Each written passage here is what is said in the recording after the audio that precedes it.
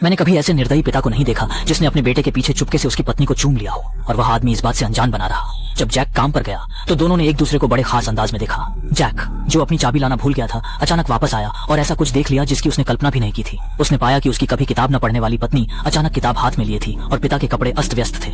Jack इसे देखकर डर से सहम गया। जमीन पर पड़े कपड़ों ने उसके शक को और गहरा कर दिया।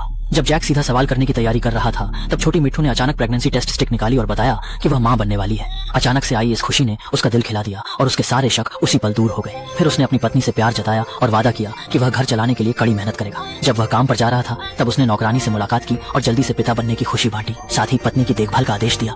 पर जैसे ही नौकरानी घर में दाखिल हुई, उसने जो देखा उसने उसे हिलाकर रख दिया। वह जबरदस्ती अंदर दाखिल नहीं हुई, लेकिन जोर से चिल्लाकर दोनों को संकेत दिया कि वह ऊपर आने वाली है। उनके सुनते ही वे तुरंत ठहरे। फिर बुजुर्ग की अनुमति से नौकरानी ने ऊपर जाने का नाटक किया। दोनों को इस बात का अंदाजा नहीं था कि वह पहले ही प्लान बना चुकी है। जब वे दूसरा स्थान ढूंढ रहे थे तो नौकरानी ने तुरंत जैक को फोन किया और उसे जल्दी से घर आने को कहा। लेकिन उसे गुप्त रूप से ही आना चाहिए था, मगर जैक अपनी खुशी में खोया हुआ था। फिलहाल उसका ध्यान केवल पैसे कमाने पर था। नौकरानी ने जैक को भरोसा दिलाने के लिए जोखिम उठाकर बूढ़े के कमरे का दरवाजा खोला और वहां की शर्मनाक स्थिति की वीडियो रिकॉर्ड कर ली। फिर उसने जैक को फोन किया और वीडियो भेजने को कहा। वीडियो देखकर जैक तुरंत घर लौटा। हालांकि नौकरानी ने उसे शांत रहने की सलाह दी, क्योंकि वह पहले से ही उन दोनों का राज जान चुकी थी।